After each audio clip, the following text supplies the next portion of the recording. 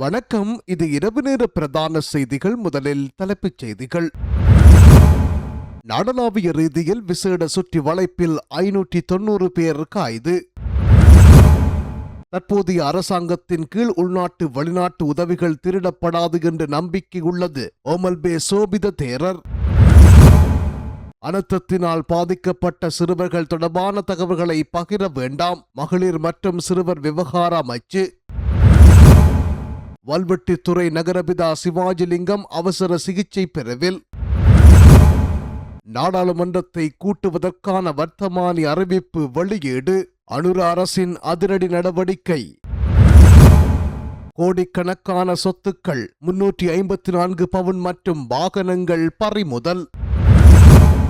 முன்னாள் ராணுவ தளபதியிடம் விசாரணை. ஈஸ்டர் தாக்குதலில் மறைந்துள்ள மர்மம். வெள்ளத்தில் மூழ்கிய நெல் வயல்கள், விவசாயிகளின் வாழ்வாதாரம் கேள்விக்குறி. அரச ஊழியர்களுக்கு விசேட கொடுப்பனவு வெளியான அறிவிப்பு.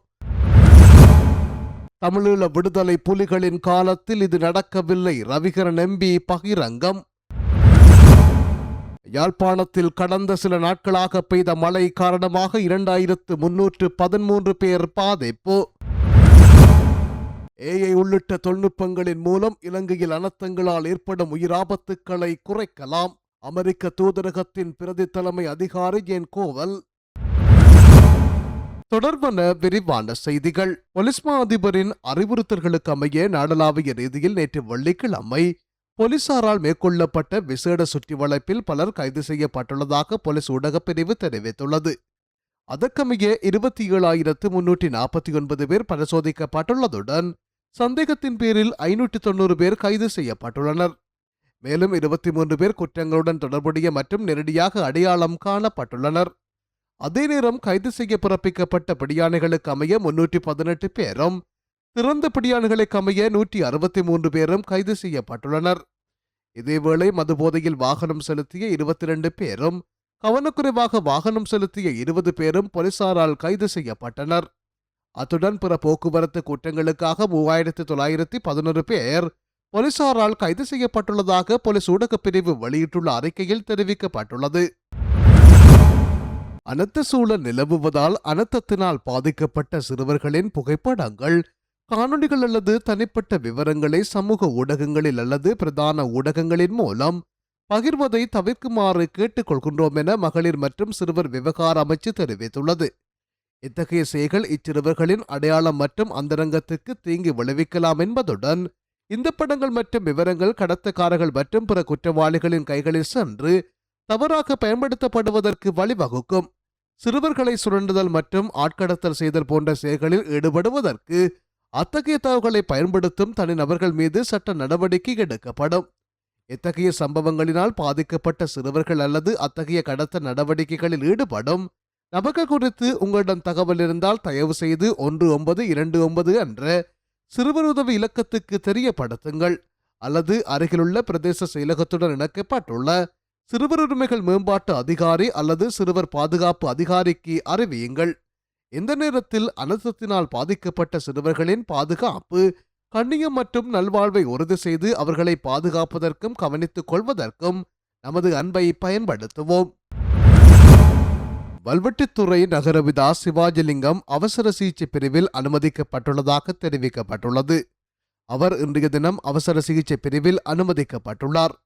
தொடர் மருத்துவ சிகிச்சைகளுக்கு உட்படுத்தப்பட்டு வந்த சிவாஜிலிங்கம் உடல் ரீதியாக மிக இயலாத நிலையிலேயே வல்வெட்டித்துறை நகரசபை தவிசாளராக தெரிவு செய்யப்பட்டிருந்தார். இந்த நிலையில் இன்று ஏற்பட்ட உடல்நலக் குறைவு காரணமாக அவர் பருத்தித்துறை ஆதார வைத்தியசாலையின் அவசர சிகிச்சை பிரிவில் அனுமதிக்கப்பட்டுள்ளதாக தகவல்கள் தெரிவிக்கின்றன. தற்போது அவர் மருத்துவர்களின் கண்காணிப்பில் சிகிச்சை பெற்று வருவதாகவும் அவரது உடல்நல நிலை குறித்து மேலதிக தகவல்கள் பெறப்பட்ட பின்னர் அறிவிக்கப்படும் என கட்சி வட்டாரங்கள் தெரிவித்துள்ளன. அனுர அரசாங்கத்தின் கீழ் சட்டவிரோதமான முறையில் பெறப்பட்ட சொத்துக்கள் மற்றும் உடைமைகளை அரசு சொத்தாக மாற்ற நடவடிக்கை எடுத்துள்ளதாக தெரிவிக்கப்பட்டுள்ளது. இதற்கான ஆரம்பகட்ட நடவடிக்கைகள் எடுக்கப்பட்டுள்ளதாக போலீஸ் ஊடக பேச்சாளர் உதவி போலீஸ் அத்தியட்சகர் FJ வுட்லர் தெரிவித்துள்ளார்.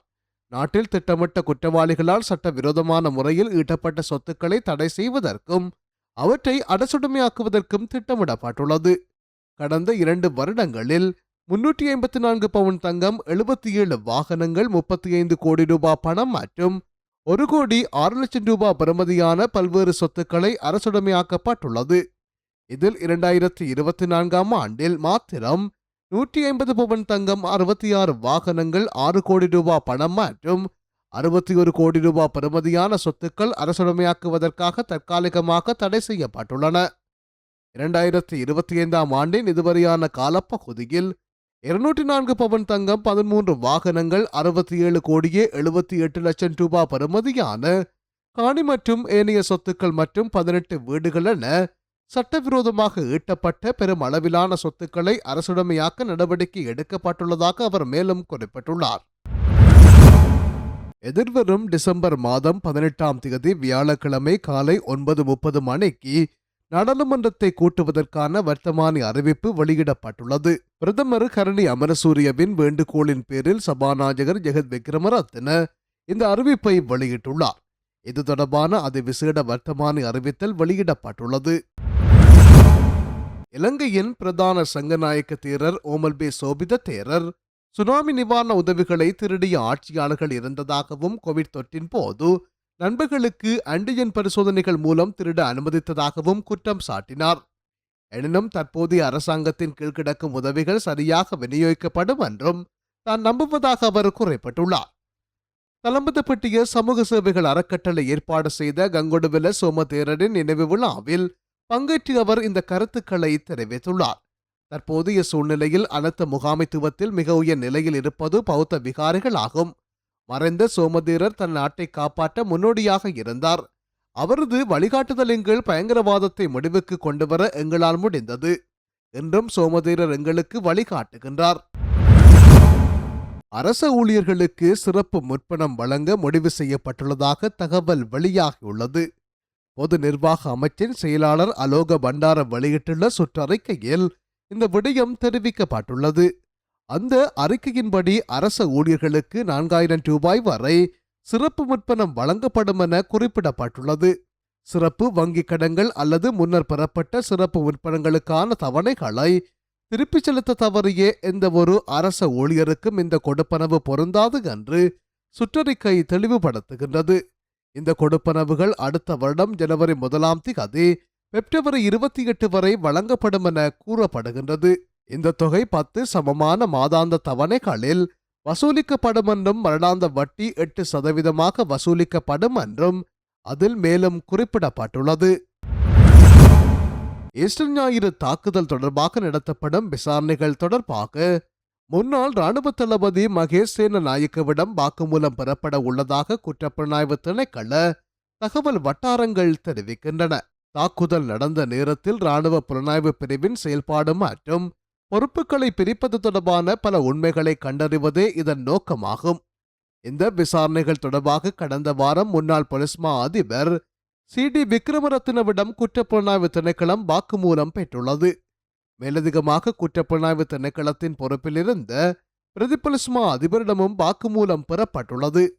அதேவேளை கட்டுவாப்பட்டி தேவாலயத்தில் தற்கொலை குண்டுவெடிப்பை நடத்திய துப்பாக்கிதாரியின் மனைவி என புலனாய்வு பிரிவுகளால் வெளிப்படுத்தப்பட்டுள்ள சாராவின் மரணத்தை உறுதிப்படுத்த 3 சந்தர்ப்பங்களில் நடத்தப்பட்ட DNA சோதனைகள் கடுமையான சந்தேகங்களை எழுப்பியுள்ளதென அதிகாரிகள் தெரிவித்துள்ளனர்.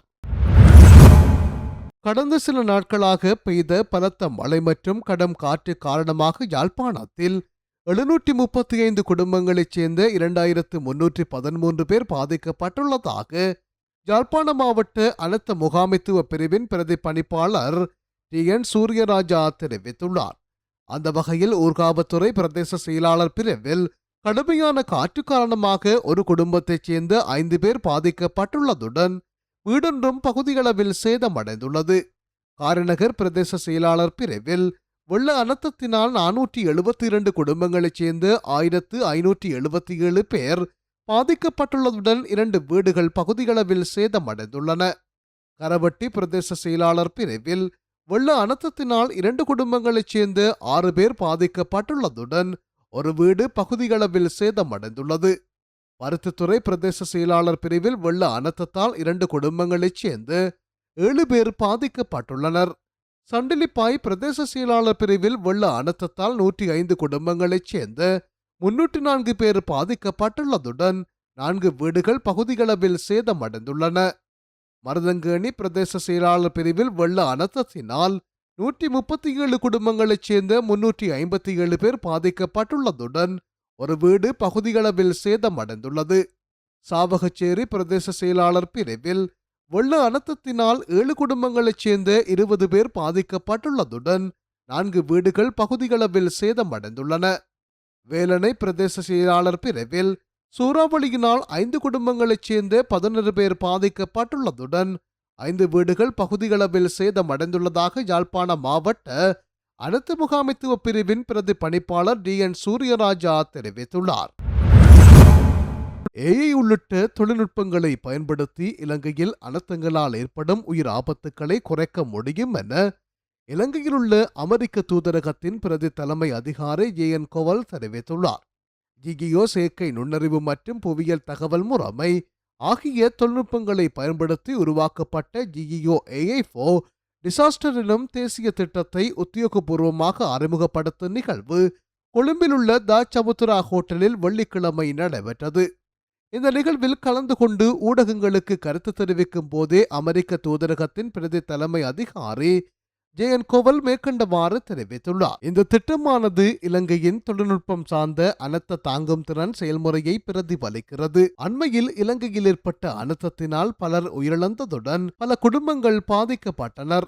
எனவே தொழில்நுட்பங்களின் உதவியுடன் இயற்கை அனர்த்தங்களை முன்கூட்டியே கண்டறிந்து உயிர்களை பாதுகாப்பதற்காக உருவாக்கப்பட்ட இந்த திட்டமானது சிறந்ததொரு முயற்சியாகும். இந்த திட்டமானது இலங்கையின் தொழில்நுட்ப வளர்ச்சிக்கு மிகவும் பங்களிப்பு வழங்கும் என எதிர்பார்க்கப்படுகின்றது. எனவே இந்த திட்டத்தின் மூலம் இலங்கையில் இயற்கை அனர்த்தங்களால் ஏற்படும் பாதிப்புகளை கட்டுப்படுத்த முடியும். தமிழீழ விடுதலை புலிகளின் காலத்தில் இந்திய இழுவைமடி படகுகளின் அத்துமீறல் செயற்பாடுகள் இருக்கவில்லை எனவும் கடற்புலிகளின் தளபதி வடக்கு கிழக்கு கடற்பரப்பை தமது பூரண கட்டுப்பாட்டில் வைத்திருந்ததாகவும் வன்னி மாவட்ட நாடாளுமன்ற உறுப்பினர் துரைராசா ரவிகரன் தெரிவித்துள்ளார். அதேவேளை தற்போது இந்திய இழுவைமடி படகுகளின் அத்துமீறலால் தாயக பரப்பில் உள்ள கடற்தொழிலாளர்களின் வாழ்வாதாரம் வெகுவாக பாதிக்கப்பட்டுள்ளதாக தெரிவித்த நாடாளுமன்ற உறுப்பினர் இந்திய இழுவை படகுகளின் அத்துமீறலுக்கு முற்றுப்புள்ளி வைக்கப்பட வேண்டுமெனவும் வலியுறுத்தியுள்ளார். யாழ்ப்பாணத்தில் 12/12/2025 அன்று இடம்பெற்ற ஆர்ப்பாட்டத்தில் பங்கேற்று கருத்து தெரிவிக்கும் போதே நாடாளுமன்ற உறுப்பினர் ரவிகரன் மேற்கண்டவாறு தெரிவித்துள்ளார். இதன்போது நாடாளுமன்ற உறுப்பினர் மேலும் கருத்து தெரிவிக்கையில், யாழ் மாவட்டத்தில் இன்று மிக பாரிய ஒரு கவனஈர்ப்பு போராட்டம் ஒன்று கடற்தொழிலாளர்களால் மேற்கொள்ளப்பட்டுள்ளது.